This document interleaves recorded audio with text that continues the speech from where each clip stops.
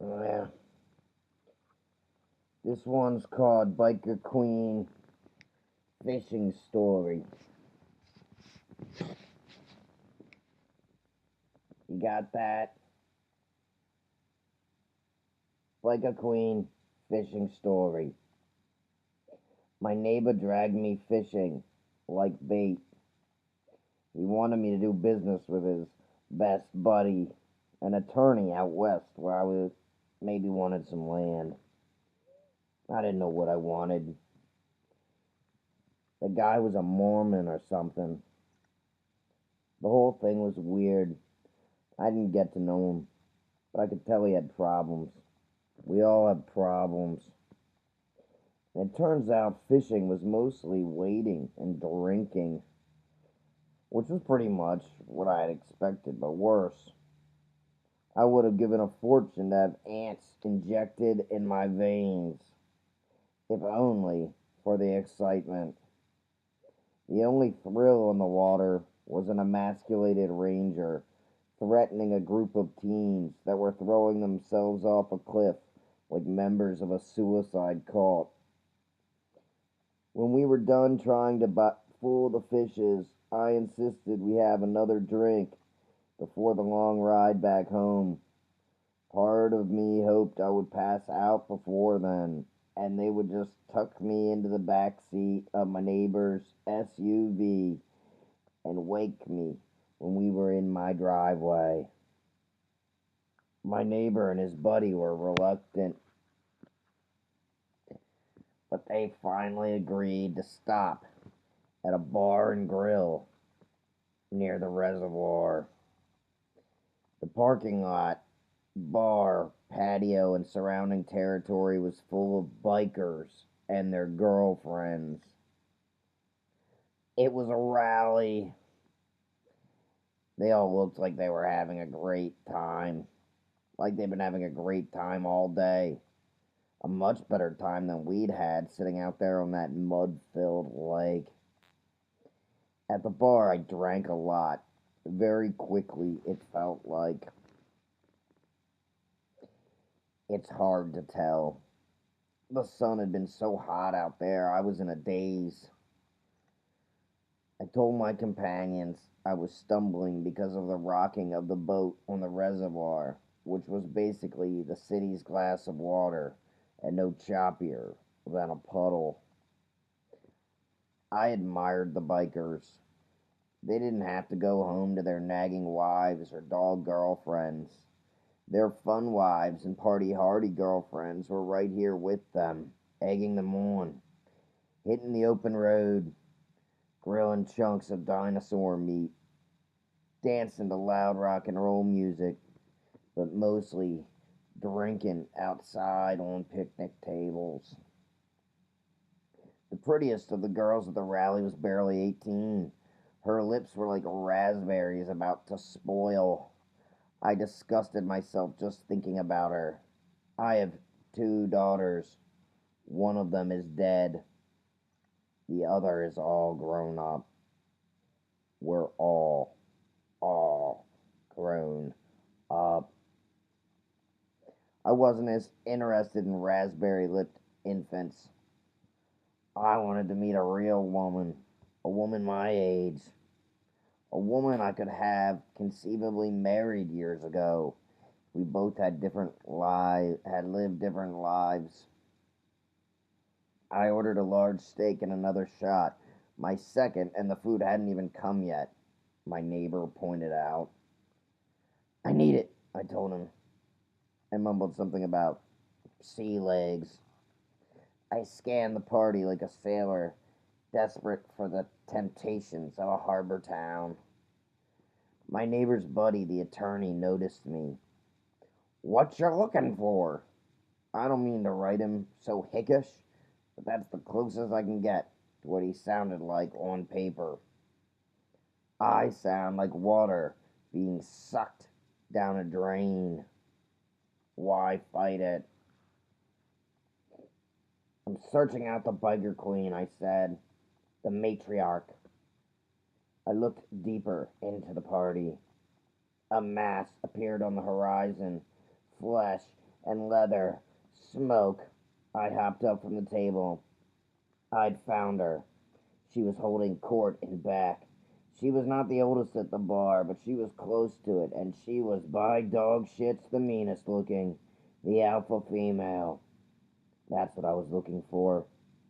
I wondered for a second if she had gotten her status from being the alpha male's woman, but I pushed the thought from my head with tipsy aplomb, sort of danced in her direction, too drunk to be embarrassed about my Hawaiian shirt, a gift from my wife's awful mother. The biker queen was about 12 foot tall, it looked, and as wide as a tank. Motorcycles zipped around her like flies around a record-breaking bovine turd. The sexy old hag had long hair, black and white, like the movies. Young blonde wet t-shirt contest losers clung to her Viking braids like burrs in a golden retriever's mane. Her tattoos were ancient runes and vomiting bald eagles, battleships straddled by the Grim Reaper, swastikas dining on elves' blood. She wore a crown of barbed wire and a ripped tank top that read, "I don't need a helmet. You do." If I'd had better judgment, or wasn't so dissatisfied with my life, I would have worn one to approach her. I pushed across the tented dance floor and covered myself with biker sweat in the process. At the far end, she sat on two oversized picnic tables, flanked by a pair of salivating gray wolves.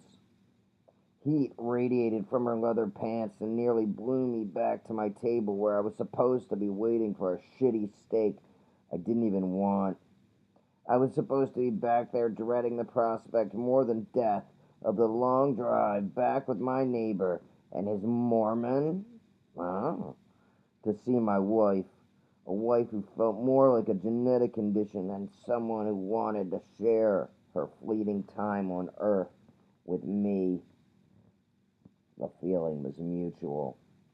I fought through the crowd, still down dancing, now holding two light beers.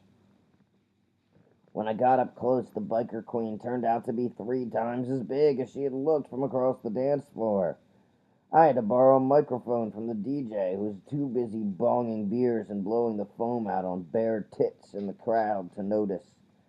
I could only imagine what my neighbor was thinking. "Hello!" I screamed, tugging on one of her leg hairs.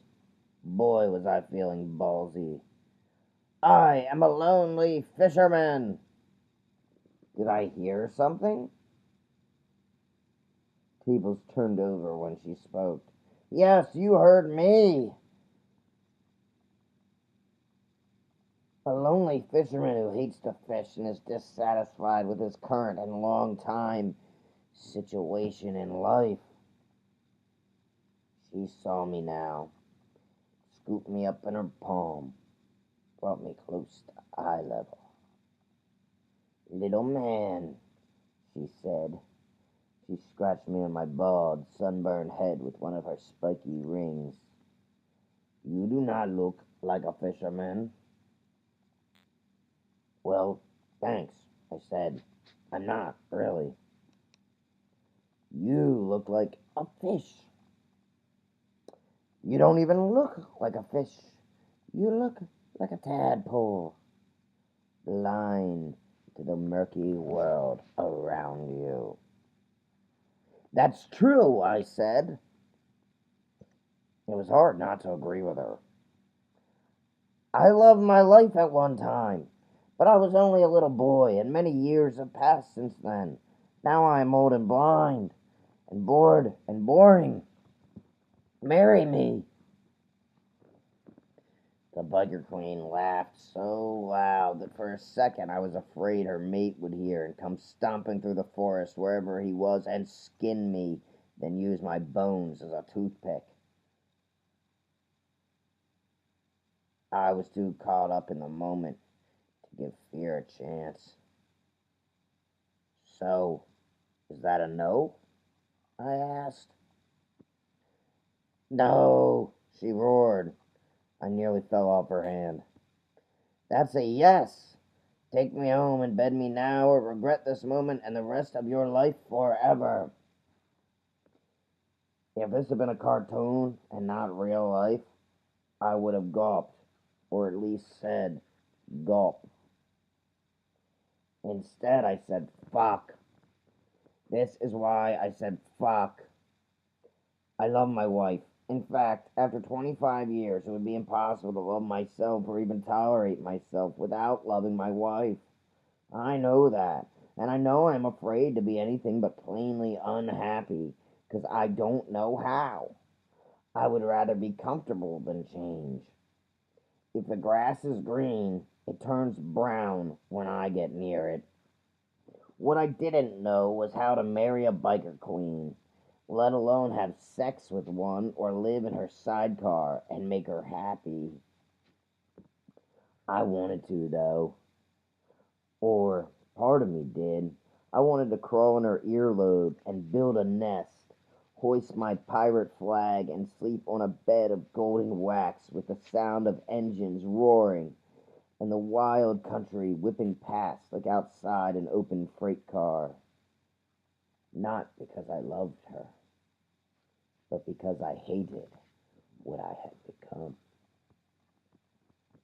Are you okay, little man? I'm not sure, I had to admit it. All she did was laugh, long and slow, careful not to let me fall, even though the earth was shaking. Could you give me a ride home? I asked. I can't stand the guys I came here with. You don't have to marry me, little man. Her smile let me know life would continue, whether I had anything to do with it or not, and everything was back to normal again, until her husband rolled up on top of an enormous dust cloud, followed by what looked like some lost tribe of Neanderthal warriors. Then I truly wished I had not gone fishing, but had stayed at home, where I belong.